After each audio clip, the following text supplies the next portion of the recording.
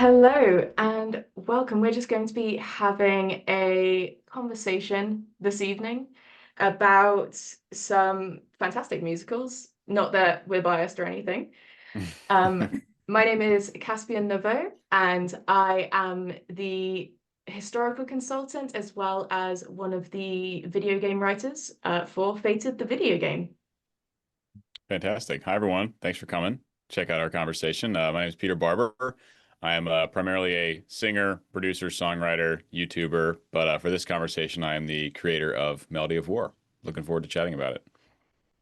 Awesome. And my name is Adriaana Corkum. I'm a music teacher and the creator, composer, writer of Fated the Musical, which is a Arthurian rock opera.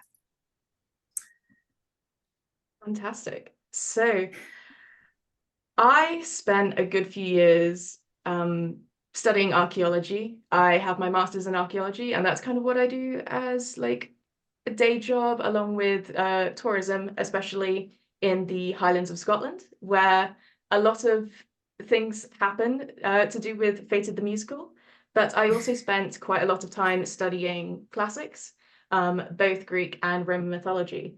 So one thing that we really looked at in classics, both for the folklore of Britain and Greek mythology, was the concept of heroes.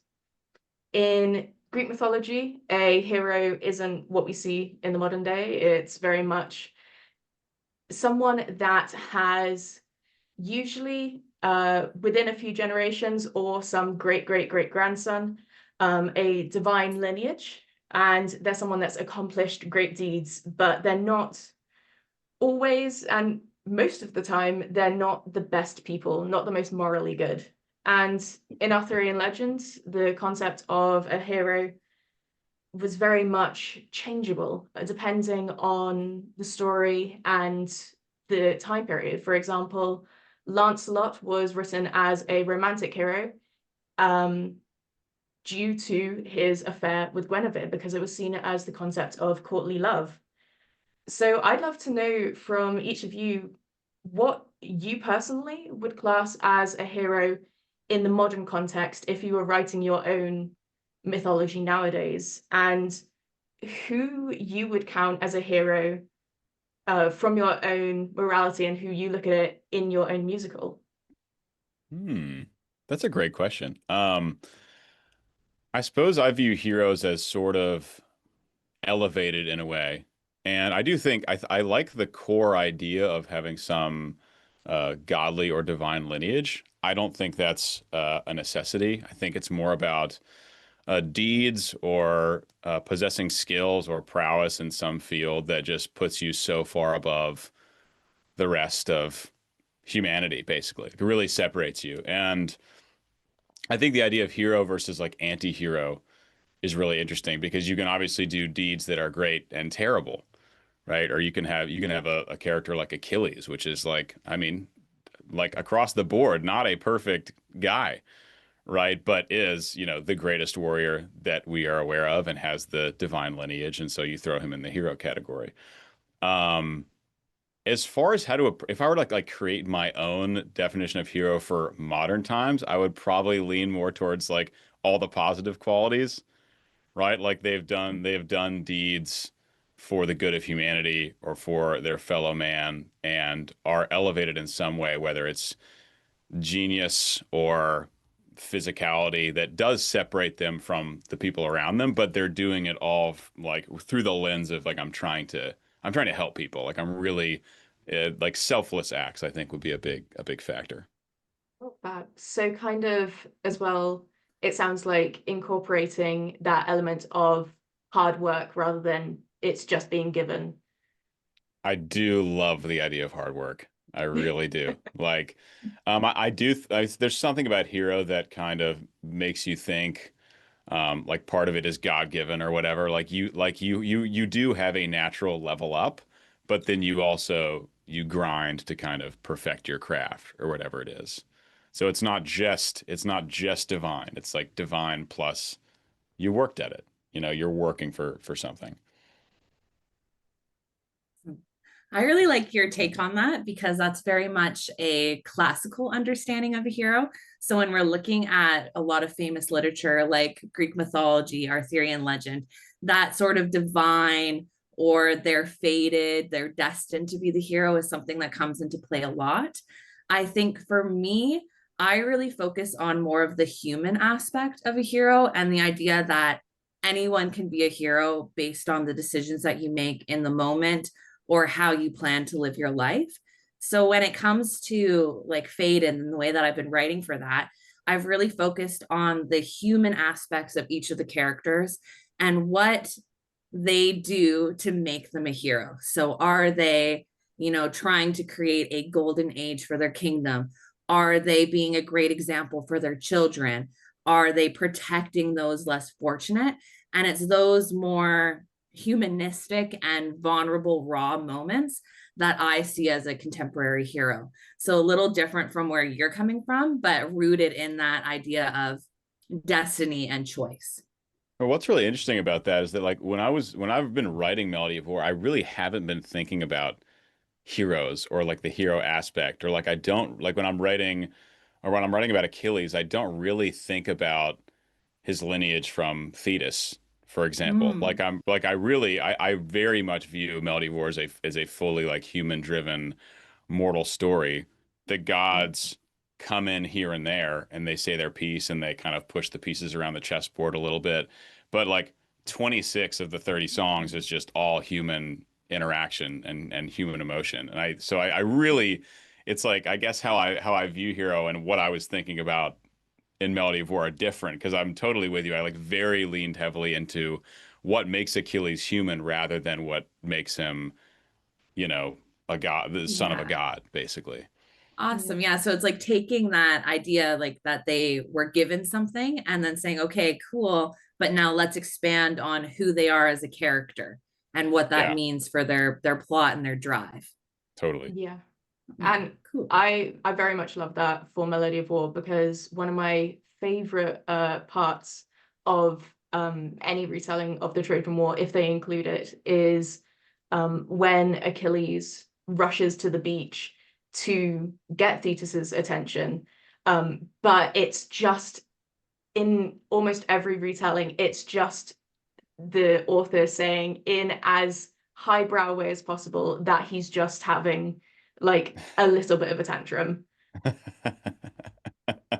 And it's such a human moment from someone that throughout the story is shown as tempestuous, but still the greatest of the Greeks, reiterated over and over. hmm hmm No, his flaws are definitely highlighted in Melody Mhm. of War in a way. I think he's a really interesting. I've tried to make him a very 3D character. Mhm. There are like a bunch of retellings that very much focus on him as just as the mythic warrior. And then there are retellings like Song of Achilles by Madeline Miller that's very Mhm. much, from Patrick's perspective from for one thing, but focuses on the relationship side of things. And I really tried to combine those and really show him as an absolute savage on the battlefield and like showing what he's like a savant with a sword, right? Yeah. But he also has this very tender, loving relationship with Patroclus as well. And those are like two really important parts of his character that I maybe there are retellings out there that really, really capture those two sides deeply, but that was like a main goal for the whole through line. You wanted it to be like multifaceted and nuanced, right? So it's not just black or white, that's a whole spectrum of who he is. Yeah, exactly. Exactly. Mhm. I love Yeah. that. And hero wise, I've found very much for the video game side of things, at least the ones that I'm the lead writer on, I very much push the human to the forefront because I'm lucky enough to be writing for three characters that are iconic in Arthurian legend, writing Mordred's game, Gwain's game, and Guinevere's game. And each of them, their journey, even though two out of the three is very much in the scope of a quest, it's very much an exploration of the characters dealing with their own very human issues. For example, Mordred's game is a story of processing grief after he's lost so many people.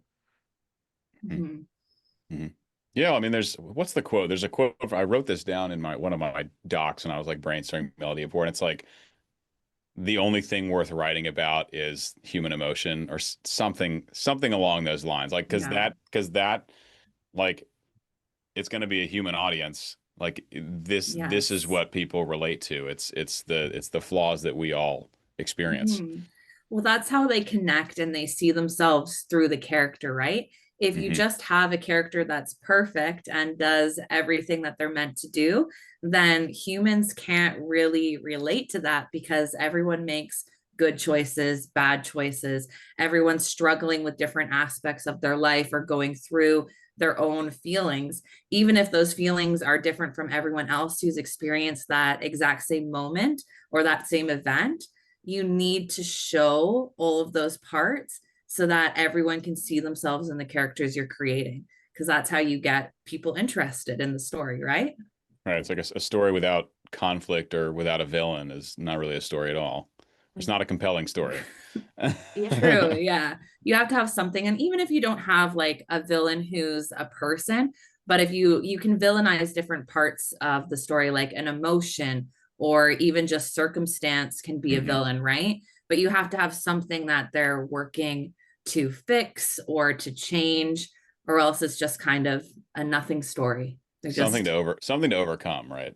Yeah. yes. Whatever shape or form that comes in. It's like Prince wakes up, he's super handsome, he's athletic, he goes out, he gets the girl, end of story. It's like, okay, Yeah. Mhm. great. You know, Yeah. it's like And we need some of this going on throughout. Yes. yeah. And if you're not including that emotion in it, then you're not writing a story, you're writing a textbook. Yeah, Yeah. totally. Totally. I can't wait I'm going to make people cry, scream cry with some of the moments in this show. I can't wait. Yeah, that's very much like my mindset too, is if they're not crying at least a couple key moments, Come then on. I haven't done my due diligence, right? Agreed. So I Completely love agreed. that you're the same way with Melody of War. I've cried so many times in my studio writing this stuff. I'm like, man, I hope this touches people the way it still touches me after hearing it 1,000 times. You know what I mean? Mhm. One thing I would also love to ask you guys about is that both of you have stories that span a huge amount of time with a huge amount of material and retellings, as we've kind of touched upon. So I would really love to know a bit more about how each of you decided what you would keep, what you thought was core to the story, what you felt that you had to throw away, whether it was just because of time limits or character constraints, that sort of thing. And if there was anything that you went in really enjoying, thinking it's a good part of the story, but you needed to modify it either for the sensibilities of a modern audience or so that a modern audience can understand if they come in without any knowledge. Hmm. That's a lot. Yeah. That's a lot to unpack. Um, we could break it down into sections. So Mhm. I'll go first with just like kind of the stories I was pulling from. I mean, obviously the Iliad. But the Iliad is also not a super long time horizon, right? It comes in at the like towards the very end of the Trojan War, the decade-ish long Trojan War. It's like the last, what, 51 days or something. Mhm. And it's a lot of if you read it, I mean it's just dense with like lineage and this house and this divinity and that divinity, and it's like it's a lot of that. And so immediately I was like, well, we gotta expand out from here. And I took it pretty far. I mean, I go all the way back to, I mean, the story starts kind of in like a timeless place with the narrator and the fates talking about like basically an overview. Then we go to the gods and they're giving their play on everything. And then finally, song three, we get to Achilles and Patroclus meeting for the first time as boys, as little boys. So Mhm. like age 8-ish. And it goes from there, and then pretty much all of Act One is them getting to the start of the Trojan War. So we're still a long time before the Iliad. And then there's events towards the start of the war. There's a pretty big gap in the middle that I left because Homer didn't include it, and like I'm trying to hit trying to hit the emotional arc, and if there's not much material written about Achilles, I mean, sure, I can fabricate and make up a bunch of stories about what might have happened in the intervening years. But for the most part, I wanted to hit like the big things we know and try to honor the text. Obviously, that's a whole matrix and a Rubik's cube you have to solve for. And then it gets to the end of the Iliad essentially. But I think Iliad alone is a boring musical, quite frankly, if you're trying to Mhm. write 30, 40 songs. The entire Trojan War, more compelling, but again, there's like kind of a gap in most sources as far as I was telling, is like a lot of the middle years. Maybe write a cut saga for that, right? Make up some great stories from that time period. Yeah. And then I really wanted to expand it way more, go way further back in time because it makes everything that happens so much more compelling. Like Patroclus Mm. dying when you've known him since he was a little boy and seeing their whole relationship unfold. I mean, I think about like Epic, how sad it was when Polites died, and we got like one song with him before that. And it was Yeah. heartbreaking. I was like, you guys don't know what's coming. Like when your favorite most loved character dies in Act 3, it's gonna be over. It's gonna be Mhm. over for y'all. Mhm. So I think taking the liberty to build that entire backstory. And of course, we do have a lot of other texts surrounding the backstory that lead up to the Trojan War. It's just not in the Iliad. So Mhm. obviously, there's other sources to pull from as far as why Patroclus ended up in Achilles' circle, you know, how the war started, Paris and Helen, Agamemnon and Menelaus. All those backstories are covered in Act 1 to kind of set up the frame for the actual start of the war. Um, and then as far as like character stuff, I mean, like I said, I was really trying to capture Achilles as the mythic warrior and Achilles as the companion. And so this may be horribly painful for some people to hear, but like the Achilles from the movie Troy with Brad Pitt, there are a lot of things, right, that don't line up with that movie. Most importantly, the Mhm. relationship with Patroclus. But Yeah. Achilles being a badass savant level warrior, savage in that movie is like right on, I think. Like they Mhm. got that part of it.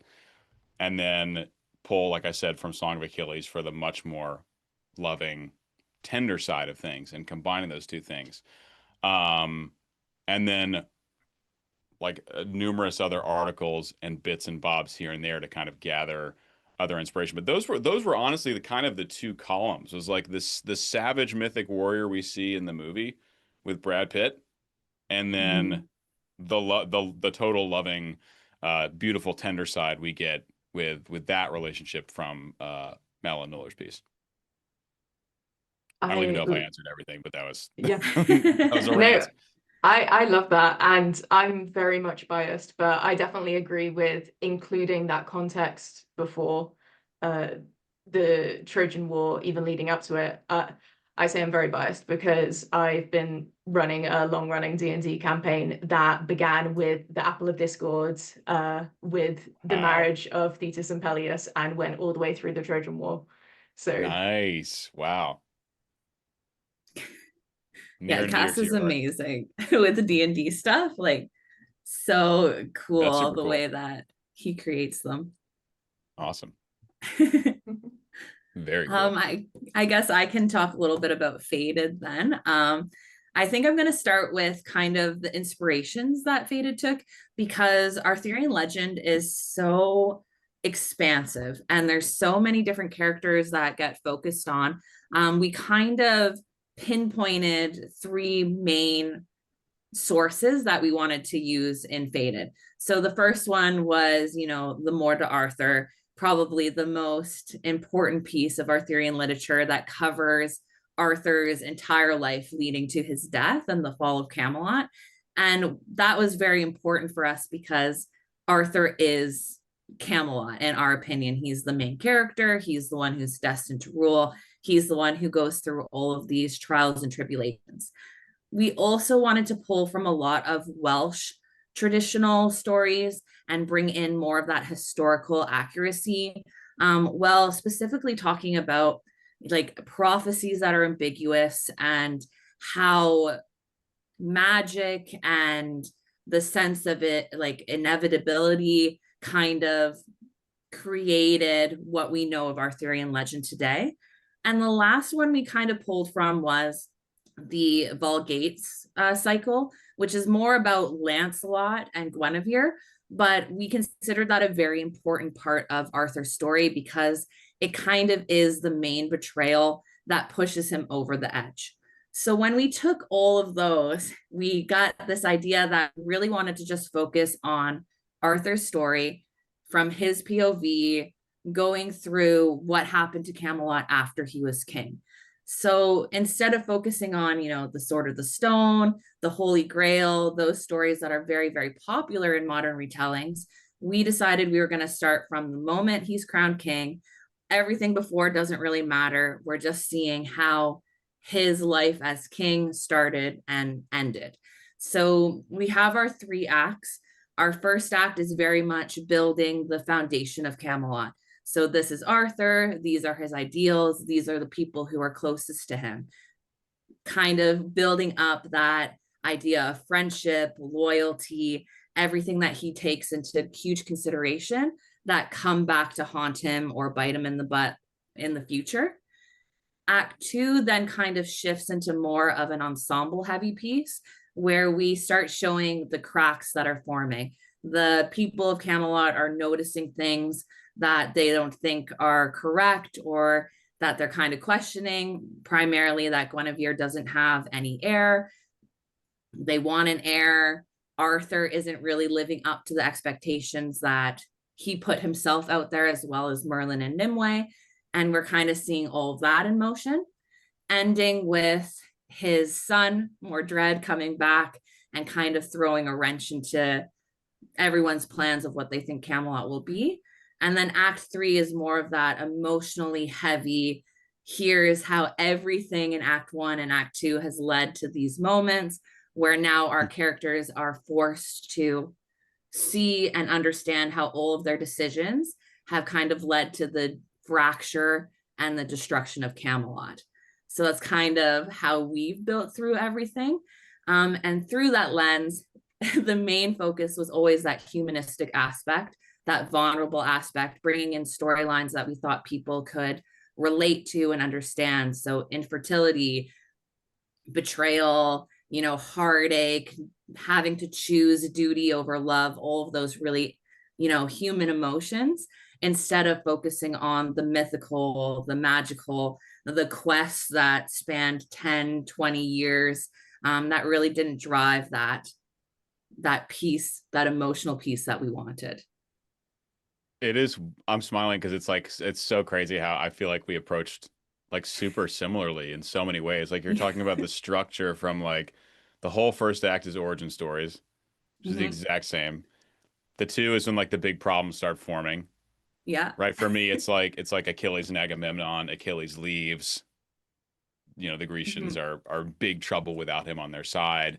And then Act 3 is like the big emotional reckoning. Gut punch. For all. Yeah, Yes. exactly.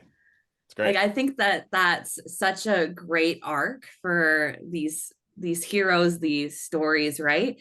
And when you build the foundation beforehand, it makes that emotional payoff later on that much more intense.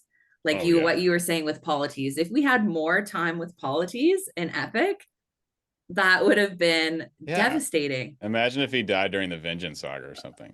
Yeah, exactly. Like people would not have recovered. And I think that's kind of the approach we're taking, is like when things start to crack and people die, you're going to feel it because you've had all of this time building up that character.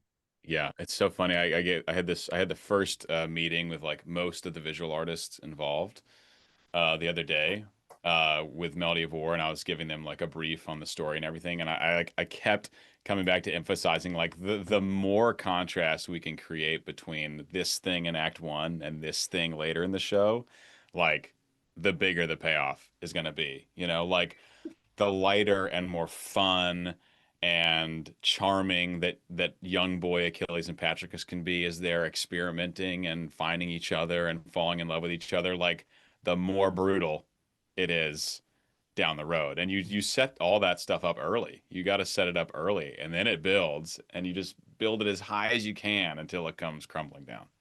Exactly. Yeah. It's great. I love It's that. great. And I think from the video game side, you kind of gave us a bit of a challenge there because you told us, or at least when I was brought on, working with Mombo, who is fantastic on the writing side of the video game, we were given the characters that we wanted to focus on, where in the story those stories would fall, and then very much given a chance to wrap it up however we wanted and kind of figure out where we wanted them to go. So for example, the Gawain game is a mixture of the original Gawain story, having cameos from other stories in British folklore that are actually very similar to the Gawain story, so came from the same oral origin, as well as going into different magical creatures across the UK and Europe, because that's something that I've been sneaking into every single one of the games that I can, is getting some magical creatures and some more folklore in there. And of course, a lot of representation of Scotland, with, for example, one character speaking Scots Gaelic as a fun little representation in there. But I did find that that freedom to wrap up was, it was both very fun because we could play off of the stories that these characters have already gone through in Fate of the Musical, the stories that we see from various sources, as well as bringing in completely new and original ideas, and then being given the go-ahead to kill off anyone we wanted. When you can do some sort of, spin-off of something you're creating. So I don't know if you ever thought of this, Peter, like doing spin-offs in the future of Melody of War, but with the video game stuff for Fated, that's kind of where we're able to enhance storylines that we had to drop, or characters that we really liked that we can now get into more detail, instead of diluting and causing the concept album to be confusing and all over the place. We kind of said, okay, well, now we have the video game, so we can go back from the moment Arthur's born and explore these characters. In this part of Act 2, when this character is gone for, a couple songs, what were they doing? And it kind of allows us to have more freedom in that way of doing justice to old Arthurian legends without, making the musical 7-8 hours long. Yeah, it'd be easy to do, right? With all the lore surrounding. Yeah. It's so funny that the video game stuff is not something that even crossed my mind as like a possibility, but I mean, you guys are doing it, some other folks are doing it. There was all this talk of like an epic video game, and people are trying to push me to start working on that for Melody of War, and I'm like, I'm so like music brained. Like that's where all my expertise is, and so like obviously the show's going to have all these accompanying visuals for everything, and we're like working like absolutely grinding on getting that part going. But like my first thought is like to expand the story. It's like, well, I'll just write more songs. Yeah. I'll just write more songs and flesh it out that way. But I think like the video game is such a cool idea to explore, and it also, gives whoever's playing like agency and like more kind of skin in the game and the story. They can like really feel even more like they're a part of it if they can be a character in the story and follow it that way. So that's super cool. It's a super cool idea that I'm just now kind of toying around with. I think I'll probably wait until we're closer to the finish line for the rest of it before going there and like see kind of what the audience is interested in. But I think it's great. I'm excited to see what y'all do with it. Yeah, absolutely. And I think it's, like, as you said, a really good way for expanding, because I'm very much I've always been much more writing side and vocalist side than composition. So it's been very fun for me to come up with a storyline, hand Adri a section of the script and be like, I would like a song here that tells these bits of information with inspiration from like these two very different genres, and then see what Adri comes up with. Yeah. So it's all different music for the video game. Yeah. So the way that we're Wow. handling it is that each video game is kind of its own mini musical, but with character choice and rhythm-based components in game. So we're going to be doing like concept albums per each game that we're going to be releasing as well. And each one has about 15 songs. So it's about an hour and a half in length, which is crazy when you think of A it, lot of because music. Yeah. yeah, a lot of music. And between Cass and MoW, who are writing the stuff, they have like 10 chapters. So that's like 10 hours of additional music that is being created currently. So Yeah. And we're definitely not making it easy on you, because it's very much been pulling from genres all over the place. For example, like inspiration from Bryan Adams, inspiration from Love Never Dies, from yeah. Anastasia. And one of my favorite things that I'm looking forward to is I specifically have asked for a rap battle sequence between two characters. So I cannot wait to see how Adri tries to do that. Yeah. It's very That- interesting. Gets you out of that's your comfort zone. Yeah, I think that's a great approach. I mean, like something I did with Melody of War is I just, for each moment, each song, just wrote whatever genre, whatever I felt would best tell this part Mhm. of the story. And so, like, Achilles and Patroclus brawling as boys is very different than Achilles fighting Hector.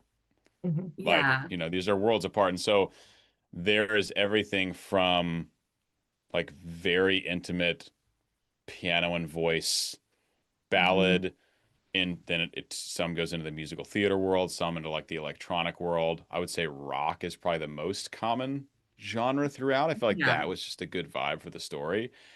And Well, then it's great the for like fighting scenes, right? it's great, yeah, and just like Yeah.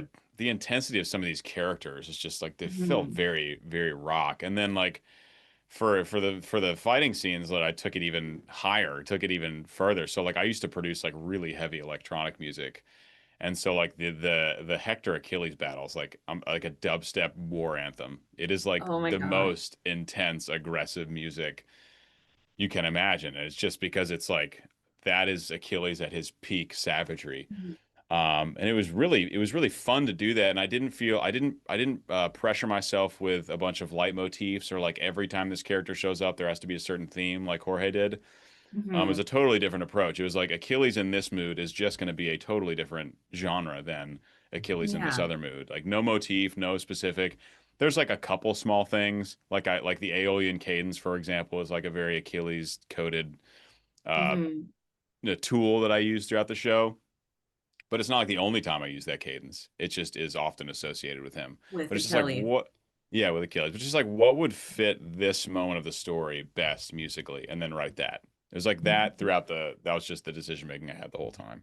That's very Absolutely. cool. So it's kind of like Jesus Christ Superstar and Joseph approach. If you like Andrew Lloyd Webber or like Tim Rice, they do that a lot, where it's just a mismatch of musical genres and instruments, but they work so well for that specific scene and that specific moment. Yes. Yeah, I would say what threads it is I did, because my classical background, I do have orchestra underneath for almost the entire show. It's like Oh, very intentional when there's not like a full string section. oh, Um, cool. and so that really threads it. And I think between that and having a lot of kind of the rock influence stuff, that Mhm. keeps enough of a thread to where like song to song, it really doesn't feel like you're jumping that far. Mhm. But if you take one part, like you can find a huge disparity, but I don't think it will feel that way to most people going through it. I think it will all make sense, especially when you have the story to support it. Mhm. Like Yeah. then it's like, oh, well, then this genre really makes sense. It's like, you wouldn't write the Achilles Hector fight with just like an acoustic guitar. Yeah. To me, at least, that would make absolutely no sense. And so it No, was that's just, like someone on a fire, yeah, you know? exactly, exactly. So I think between the rock threading through, the orchestration threading through, and just the what's happening in the story, I think it'll be like, oh, this genre makes a ton of sense, even if it was different from the song right before it. Mhm. Absolutely. And it's something that I love, and I am kind of loving seeing happening a bit more often since, you know, about 2020, with it seems like a lot of composers are trusting their audiences a bit more now, because very much when you look at early 2000s, especially musicals, they had to keep this through line, keep the same sound. It didn't feel like they could trust the audience to follow the musical if it didn't keep going at that same pace over and over. But now we're seeing it even in, you know, just because of the time we're filming this, like blockbuster TV shows like Has Been Hotel, where it's a completely different genre for every song, and it's been a huge #1 in multiple countries. And one thing that is almost universally praised, no matter how you feel about it, is the music and the skill that has gone into making the music sound right for each character by completely going across genres. Yeah, no, it's a great point, and it's something I was thinking about this too, with how you can bring people into new genres through a story, basically. So if you guys seen Arcane, Yes. Yeah. for example? Oh, so Okay, good. so it's probably my favorite show of all time, and the music is just mind-bogglingly good with how perfect it fits the show, because they wrote new soundtracks for the show. They didn't pluck songs that were already written. They wrote songs for the show, and I have the great privilege of being friends with Alex Seaver, who wrote almost all those songs. He's come on the podcast twice. He's a absolute boss, like the best songwriter I know. And I was like, okay, so this is really interesting, because if you listen to a lot of these songs on their own, they don't sound like super poppy mainstream songs. They're like gritty and dark and brutal, a lot of them. And I'm like, but they're so popular. One, because the show is fantastic, but also because they're delivered through the story that people are so involved in. And so that's exactly that's actually the music for that show has probably had the most influence on my writing for Melody of War than anything else. I just think it's absolutely brilliant. Yeah. And so I was thinking when writing this, I was like, okay, almost no one in this audience, like this epic the musical genre, is going to have much experience with like real hard electronic music.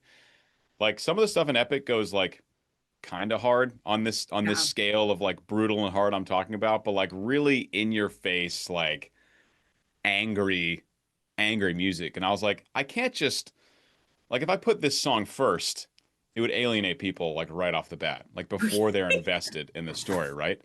But Yeah. if you're halfway through Act 3 and you are completely invested and in love with these characters, like you're going to gobble up whatever genre helps elevate the storytelling.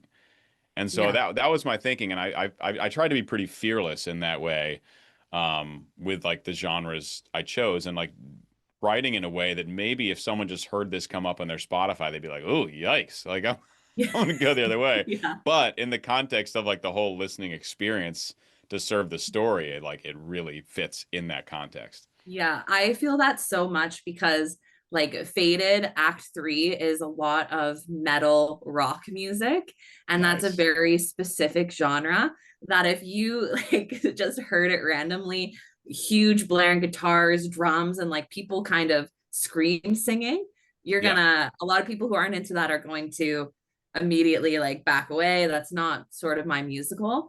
But if you exactly. get it that whole build up where every act gets a little bit more rocky, a little bit more like emotional, then by the time the characters are at their breaking point and they are wailing and screaming because people are dying and their hearts are breaking and all of these things are happening, then people are going to understand why you chose that music, because it's Yes. emotionally devastating.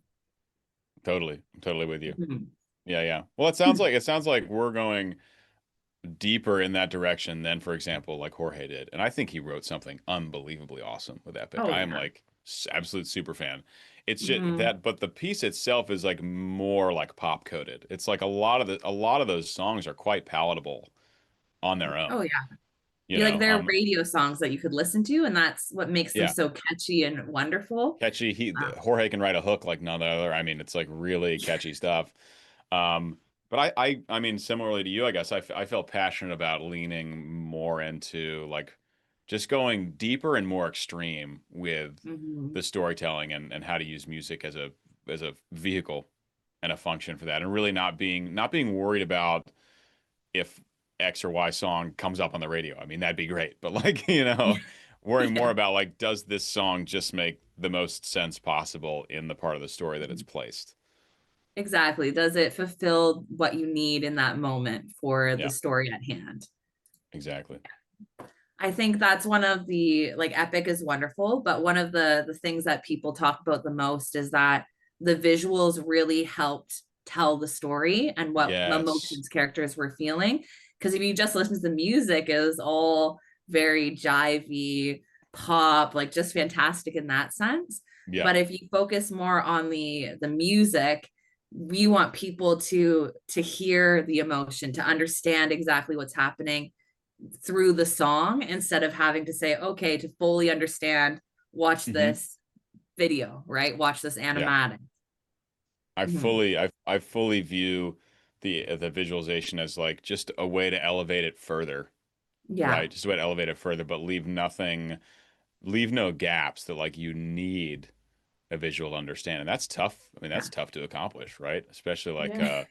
to know like which character is talking and stuff like that. Like that can be a really difficult Yeah. thing to accomplish. You don't have a box that says, okay, now Aphrodite's saying, what whatever up on Exactly. screen. It's like, well, how do we keep people involved? But yeah, I'm totally with you. It's like I said, for me, it's always very, very music driven, and anything else is cherries on top. I mean, I was in this studio for so many hours every day for so many months, just music. And it was like the most fulfilling thing I've ever done. It's just like living in the musical world and like really trying to bring it home musically first and only worrying about that. Like no social media, no auditions, no nothing till I'm done writing this thing, right? Mhm. Um, and now there's all the other Exactly. stuff to worry about. Yeah. But that was it was so Yeah. pure for so long. I Yeah. think that's like another interesting thing that the two of our projects did. Sorry, is that we wrote the whole sort of story before we got onto social media and before we did auditions.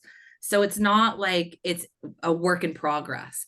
We're Right. not putting it out there asking like, "Oh, do you like this? Do you want this to change? What do you think?"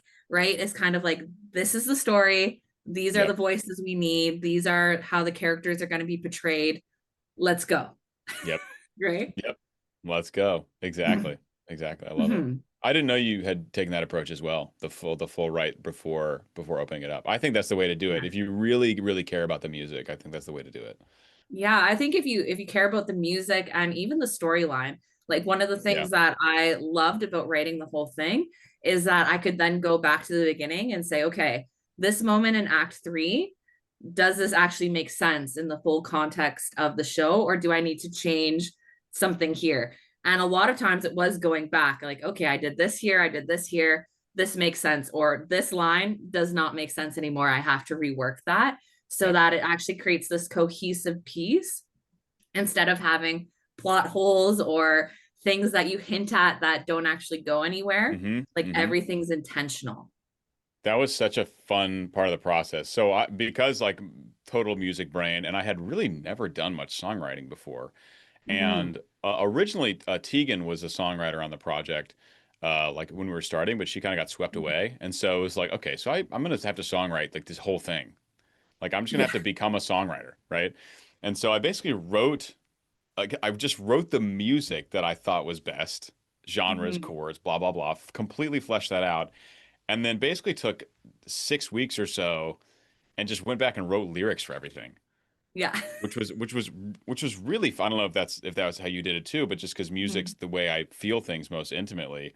So I went back, wrote lyrics for everything, and then like went back and rewrote basically the whole thing, and then back Yeah. again, and you're going through with a scalpel, and you're like, okay, well, I used this word 7 songs ago. Can I use it again yet, or do I need to like push it? It's like Exactly. just going Do I have to change so. it? Yeah. Yes, and again, yeah, there were so many things where it's like, okay, this character says this doesn't really line up with what they're doing later in the story. Yeah. Like, how can we change this line so it still works musically, but actually makes really good sense? And so I use the word intentional. I think that's so good. I've been thinking about getting grilled on, like lyric choices or music choices, and just like Yeah. trust me, every part of this I have thought about. Whether or not Yeah. that choice is like, not everyone's going to agree with every choice, but there is intention behind literally every word in the show. And everything makes sense for the payoff at the end. And that's kind Yes. of just what you have to say and do. And I think that's beautiful. Like that's the way I did it as well. Awesome. I'm not like traditionally a composer. My undergraduate was in opera, actually, vocal performance.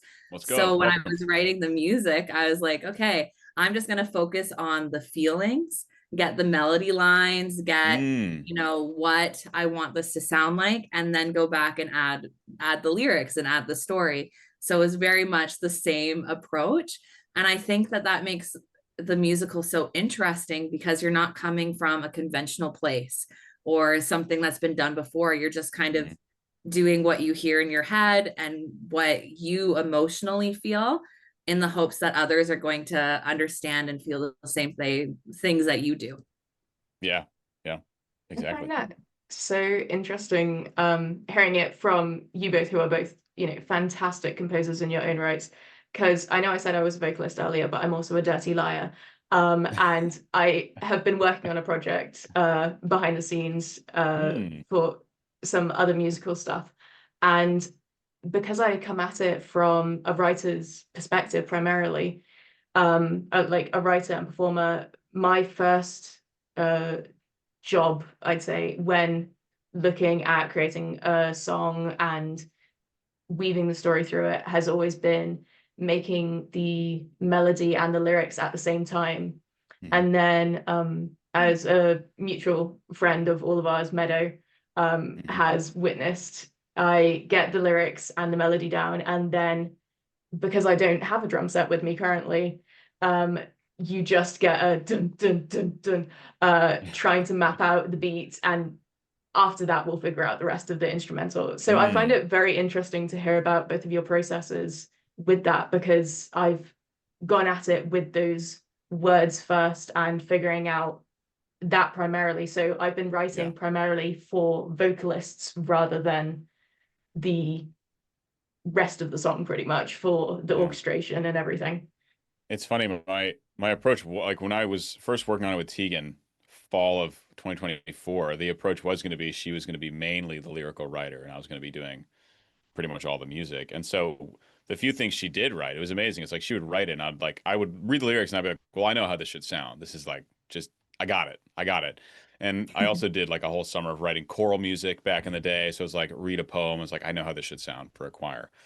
But my approach for the rest of it was like I'm so comfy writing music, and my thinking was like if I can get a really compelling chord progression and fleshed out instrumentation for a specific part of the story, then I'll be able to pull the lyrics pretty easily because it's about that part of the story. If I were just writing music that didn't already have some kind of base in source material, I think that approach would be more difficult. Because it's like I'd be like, okay, I'm writing for the part of the story when Achilles is raiding villages with the Greeks, right? And I'm like, okay, well, I know how this is going to sound. It's like it's going to be tough and warlike and brutal and war drums and stripped down but like visceral. And it's like once the music's down and I know the part of the story I'm writing about, then I can come up with lyrics like pretty easily once I have those two things. So it kind of flipped once Tegan was no longer involved, but that became the process that worked super well throughout the whole thing. Yeah. And I think like everyone has their own process, and I think every project has its own process as well. It really just depends on what serves you best in the moment. Like for the video game side of things, Caspian is writing, you know, lyrics, scenes, all of the dialogue, and then sending it to me, and I'm building the music. So it's different from my normal approach where it's like, okay, I already have the lyrics, let's add music to it. But it works, and it's really fun and engaging and different, but it's not bad. So everyone's going to have their own creative approaches. Yeah. How are you? So you're writing music constantly for the video game, but you're also still very much in the middle of the storm for like getting Fated complete and out there. What do you? Because like Melody of War right now is it's still a ton of my time, but like I'm still running my YouTube channel and the podcast, and I'm still part of the bass gang. It's like I'm doing all those things, but just like I'm trying to imagine if I were also like writing a whole new show and trying to like develop it's like I'm very good with like a few gargantuan projects, right? But just Yeah. like that sounds like a lot to have stratifying your attention. It's a lot. Like that's why I have a really great team. So Caspian's on my team. I have Mambo, I Hoist, my brother Colin, Lucius Jones, who does vocal mixing. Oh yeah. Like I have a whole team, Francesca, right? Like a huge team. And I've gotten very good at kind of delegating to who's doing what. And then I guess on another level, like I'm pregnant right now and I'm on bed rest because I have hyperemesis gravidarum, and I also have a lot of like back trauma from a car accident I was in. So I have my whole days right now to just kind of sit and lie down in bed and just Wave your wand. work on music, do Oh, whatever I nice, want, nice. right? Yeah. Yeah, okay. So that's kind of how I'm able to do it. But if I was working full time still as a teacher, it would be one or the other. It wouldn't be both. Yeah. Right, like you could do the release for Faded and be a teacher, or you could do the video game and be a Yeah, teacher, but not all of them. not all three at the same time. It would just, one of them would be a disaster. So Yeah. I'm with you. I mean, like I'm at my max because I guess I am still performing professionally as an opera singer, although slightly less often than I used to. mhm.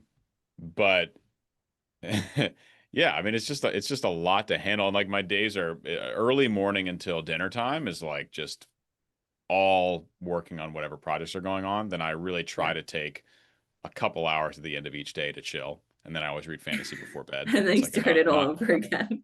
non-negotiable. Yeah, thankfully it's all like it's work that I really enjoy doing. Mm.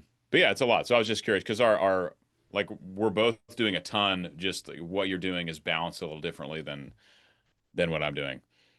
Yeah, Cool. it's a lot of work, and I think you have to be passionate in order to do it, or else you'll get burnt out really easily. Yeah, and there was also like the major delayed gratification on working on a huge project like this, which you went through too. I mean, you were alone in the studio for however long, getting no feedback, and you've got to enjoy that part as much or more than you enjoy the rest of it. I enjoyed it more, quite frankly, than everything Yeah. I'm doing with it now. Yeah. Just writing it. But yeah, that's Having people be able to pick up on little hints that you've done, or listen to a song and say, oh, it's really cool that you use this instrument here, or this sounds very similar to this character. Think that this is foreshadowing this event. Like having people pick up on things that you were so intentional about placing there yeah. is, it's heartwarming. Like I've cried Oh so yeah. many times with people's comments and picking up on things that I was like, oh, no one might know this except for me if I do. I don't know if you can talk about it, but what's the rollout plan for Faded? Do you have like tentative dates? I don't So know if you can announce that. Don't feel pressured, but where our first chronicle, as you know, is coming out this week. So on Thursday, November 27th. And then we're gonna fall into a 3-month rollout plan. So next one will be February, then May. So every 3 months is kind of how we're gonna be rolling that out. And then on the off months, we're gonna be doing video game stuff. okay. So, Chronicle 2 will be out in February. And our video game Slice of Life is going to be out in March. So it's kind of like, okay, concept album's done. Here's a little bit of the video game, and we're going to kind Okay. of slice it that way. And then just keep going. Hopefully 3 months, 3 months, 3 months until all 9 chronicles, all 3 acts are done. 9. Yeah, 9 chronic. Wait, so how many songs are in each chronicle, or does it vary? So there's what I call core songs. Every chronicle has 5 core songs, and those are songs that are longer than 3 minutes. And then there's mini songs that are more like transitional pieces or bridges between moments, and Interludes. those are Okay. around a minute, 2 minutes. So every chronicle has 5 core songs and then 1 to 2 transitional songs. So you'll see 6, 7 in most of them. It's But a the ton of full songs. musical is 3.5 hours. Wow. So Yeah. 45 core songs, and you've written all Mhm. those. Yeah, all written. Awesome. Yeah. That's major delayed gratification. It's like, you know, you're sitting on all this completed work. Well, Yeah. semi-completed, right? You've got to get all the final vocalists on it and whatever live instrumentation you're doing as well. But it's a lot to do and have holding. Like that's how I feel now. I'm like, it'll Yeah. be next summer before I even release the first single for this Yeah. thing. And so it's just like you're like holding this ball of power, you Exactly. know, And that it's it's just for you and the team terrifying. right now. Yeah. And then you've got to release Yeah. it. And it's like it's not Yeah. just yours, it's, you know, everybody's. It's now no longer like your baby. Everyone gets to hear it. And I find that the hardest thing is to figure out for social media what to share and what to hold back.